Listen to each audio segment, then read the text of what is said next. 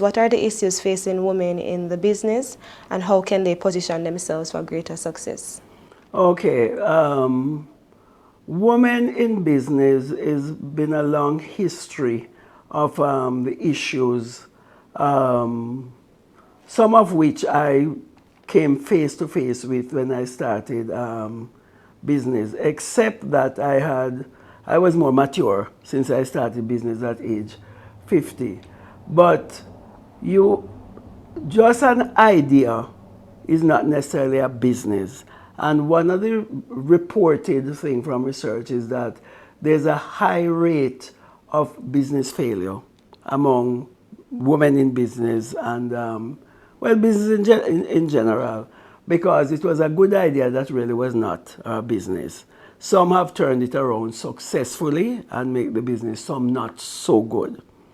The issue of experience in business, and rather than trying to do it yourself, from the get-go to hire somebody to run the business, there's a tendency to hold on to it, to want to run it yourself. True.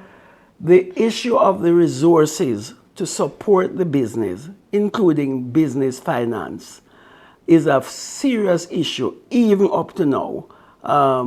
Because the financial institutions are a little bit wary of who they lend money to, and of this myth of thinking that a woman ought to have a partner with them in the business, I find problematic.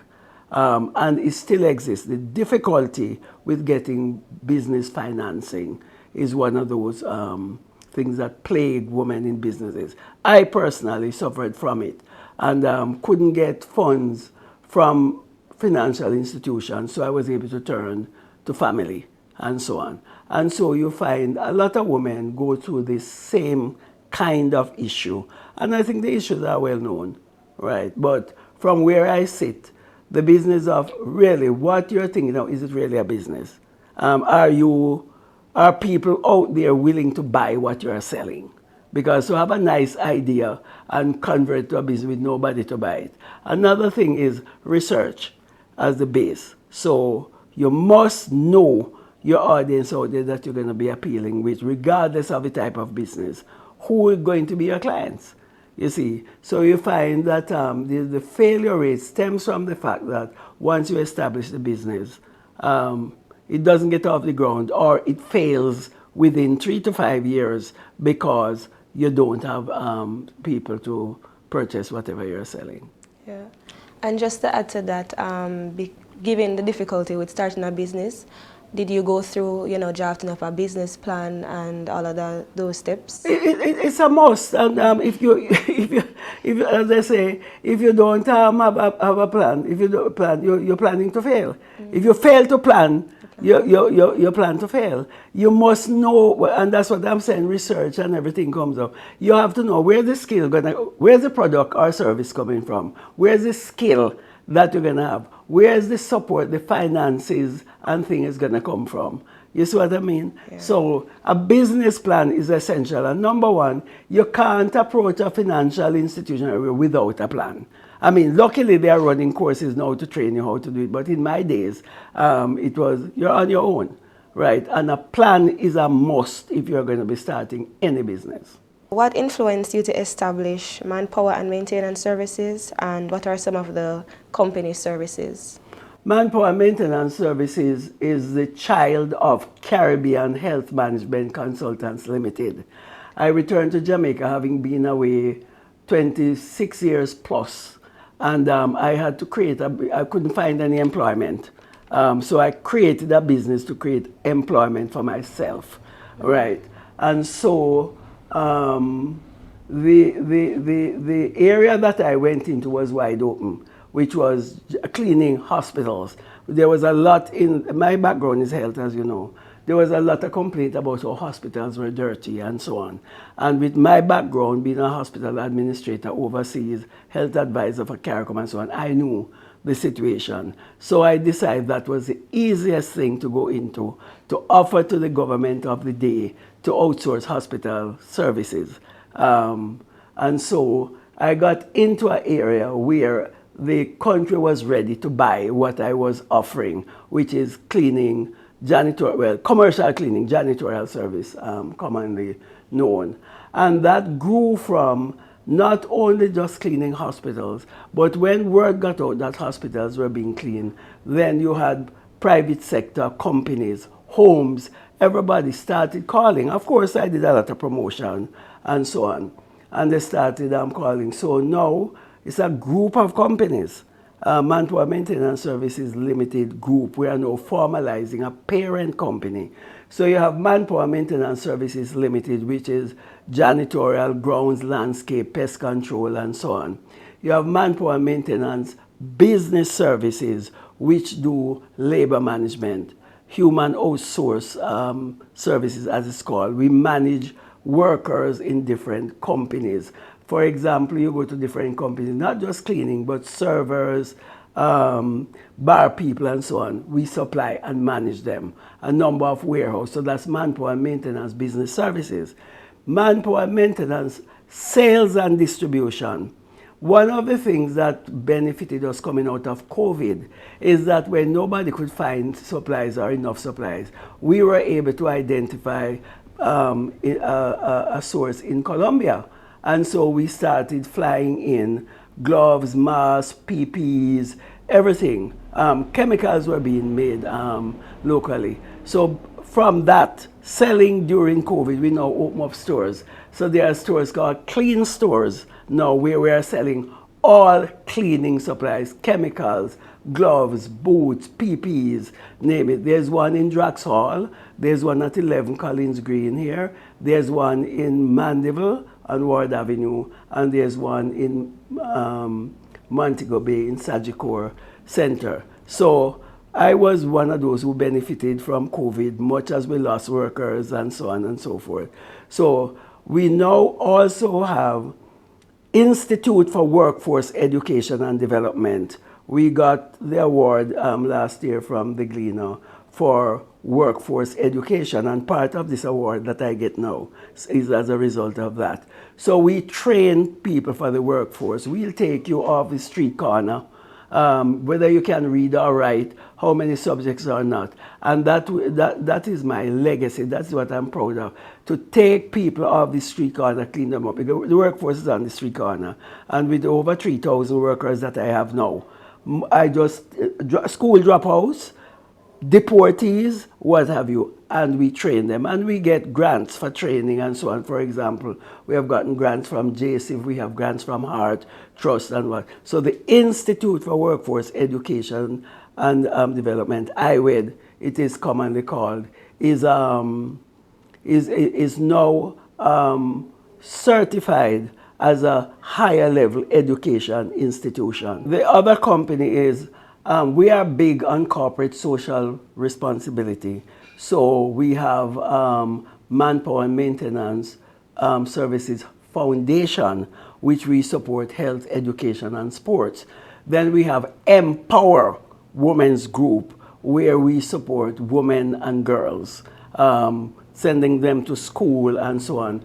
We made a pledge that no janitor, cleaner, grounds whatnot child should come to Manpower to work in that job as well, because we used to have that, and we decided no, we have to put something in place. So I'm the patron of that Empower Women's Group, and so we're paying for, right now we have one in school in UTech, we have students at Excelsior, we work with other companies that we provide stipend for people in school.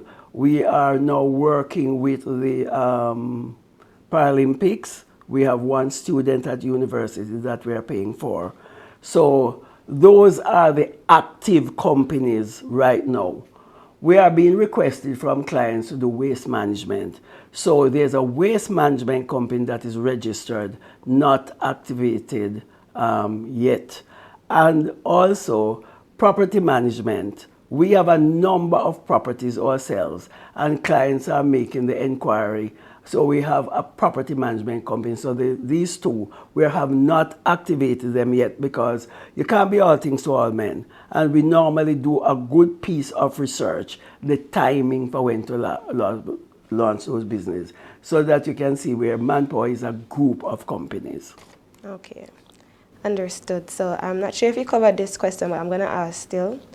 I was going to ask if you intend to expand your business in terms of like more services, or it depends on like what clients request. Well, as I said, clients are requesting property management. Clients are requesting waste management. The other part of the business is that businesses are asking us to be their distributor.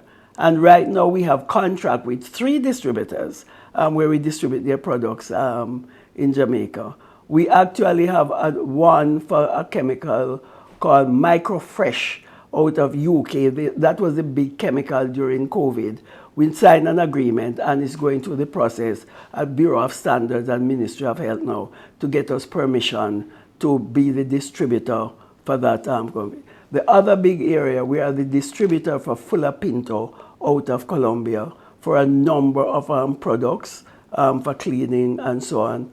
We are now also in the process and have signed an agreement with another company to distribute their paper products, tolling out of St. Lucia.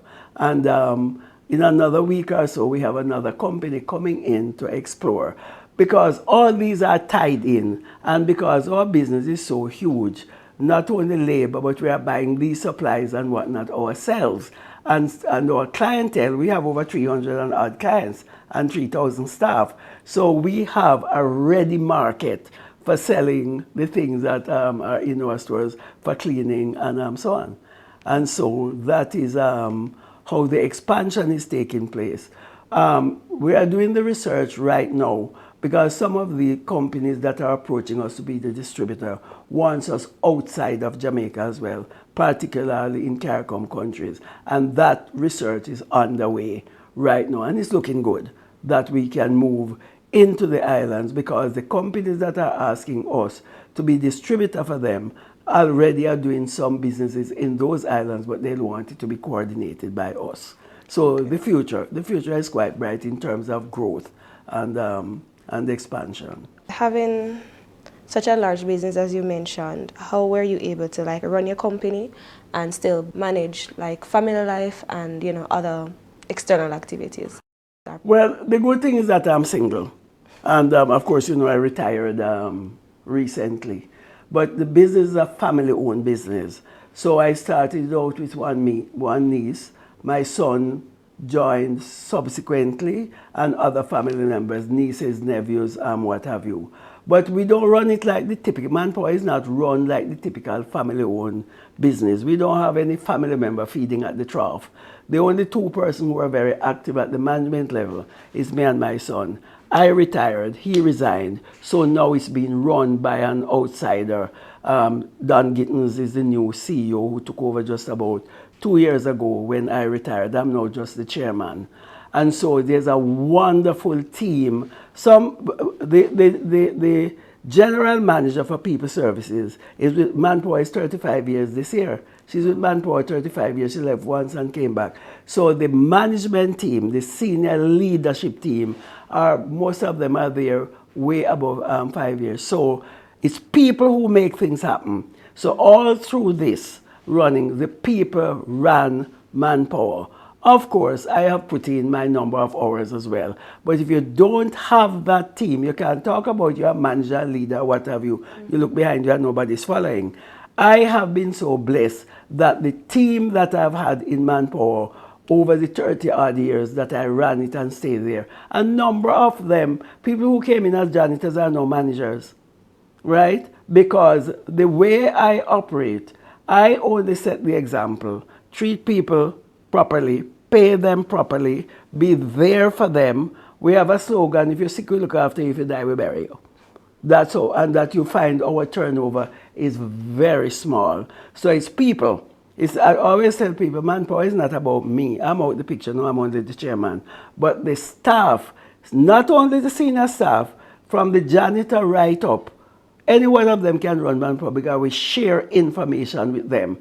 We take them out to meetings, and the CEO, he's not new anymore, 2 years, Don Gittins, he's going to a meeting, he takes them with him. He rewards them. And we always have to talk about putting the people first, because our thing is It's the people who make things happen. It's not just you, the manager. And as I said, people like to jump up and talk about you being lead and this. If you are leading and nobody's behind you, you're leading nowhere because you have no followers. That's not so at Manpower. We engage with the worker from on the ground. From the day you come in a janitor, janitors have turned supervisors, quality assurance coordinators, and a lot of them are in school. Because not only are they there doing courses, we had a big graduation a couple of weeks ago. Not only are they graduating from IWED, our school, they are graduating from UE, they are graduating from UTech, they are graduating from UCC. And we provide support for the workers who are going back to school. Actually, we did literally force them to go back to school because the jobs are here. When you get a degree and whatever, you can get your employment right here. And and we have quite a few like that. Right. So you can't be out there talking about the school. IWED used to be Manpower Training Unit. That became a school in 2007, I think. And now here we are, just on the edge of becoming a fully accredited university. That's how Manpower work. So you come in on the ground and you can go right up. So I have people there 28 years, 25 years, 35 years, 30 years in Manpower. And this type of business, you know, people used to look at it, oh, a janitorial company or what. We are a business like every other business. And the base of it is people. It's labor intensive. So you can understand our emphasis on making sure that people are at the heart of what we do. What advice would you give to other women in the field of business or aspiring entrepreneurs? First of all, I don't want to use the word to get a mentor. You need to research and see what is out there that you want to do. Because whatever you think about, somebody else is already doing it. So you need to go out there and find out. Get advice and know when to hire help. I know people who had big business going and said, oh, I hired so-and-so, the operation manager, behaving like him own the business and what have you. But that's a good thing. If I have a worker who is behaving like them own the business, that means they are producing and running the business. So my advice is, you do the research, whichever area you're in, get good advice and know when to hire. And you must know when to leave too and turn it over to somebody.